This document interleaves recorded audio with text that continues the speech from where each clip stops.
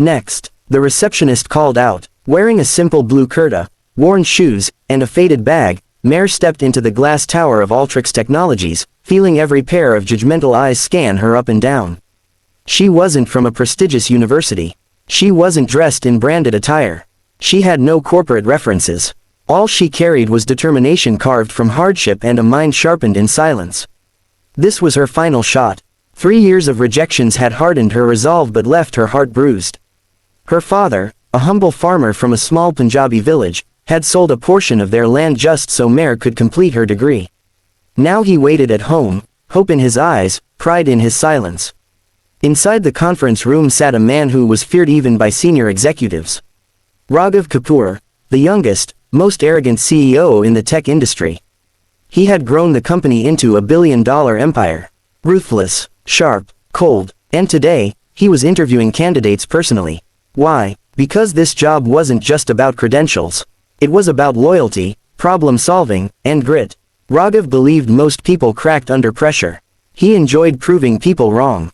He barely looked up when Mare entered. "You're late," he said coldly, although she wasn't. "I'm not," Mare replied calmly. "Your receptionist was busy flirting with someone at the desk." That was the first time in 10 years someone had answered back to him in an interview. Raghav raised his eyebrows and sat up. "Impressive. Or stupid. We'll see. Sit." He grilled her for the next 20 minutes. Intentionally throwing logical puzzles, twisted questions, real-life simulations. She didn't get flustered. She answered slowly, carefully, and when she didn't know, she admitted it with confidence. "I don't know the answer to that, but I'll figure it out within an hour if you let me," she said once. He smirked. "Everyone says that. Not everyone's grown up calculating harvest cycles while carrying 2 buckets of water on their head," she said quietly.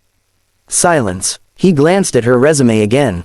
"You've written, self-trained in data structures. How? We don't have internet in our village regularly. I downloaded PDFs, watched offline YouTube videos when I visited my uncle in the city, and practiced on borrowed laptops. Why this job? You could work in a call center. Safer. I didn't cross rivers, dodge snakes, and walk 7 kilometers to school every day to take the safe route," she said, her voice trembling slightly. Suddenly, the confident CEO looked unsure. Raghav leaned back, looking at her differently now. But his pride wouldn't let him go easy. "Final task," he said, standing up and pointing to the whiteboard. "Write an algorithm to match customer profiles with their purchasing patterns. Real-time, optimized for speed. Go." Mare stood up and began to write. Each line was precise, logical, structured. Raghav tried to distract her, asking questions, criticizing.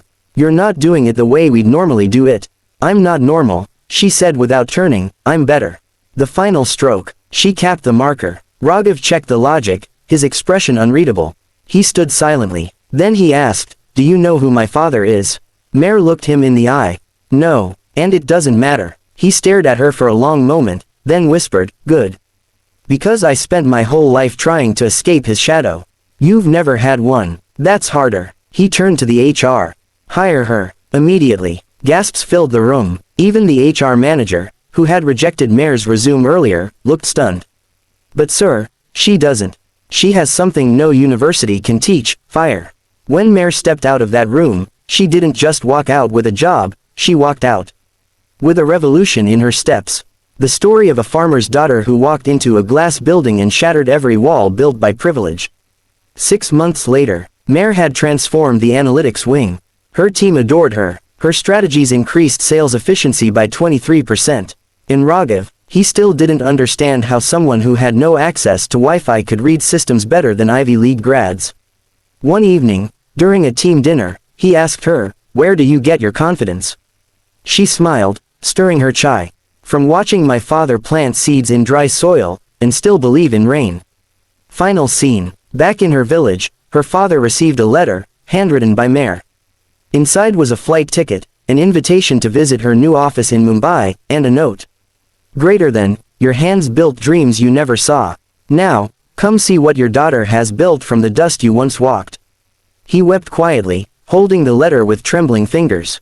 She didn't just get a job, she changed the legacy of a family. She proved that courage doesn't come from confidence, but from struggle. That being underestimated is sometimes the greatest advantage. And most importantly, that roots from the soil can still reach the sky. Moral: never judge someone by the clothes they wear, the language they speak, or the place they come from. True brilliance hides in the humblest places. And sometimes, the most underestimated people carry the greatest storms within them.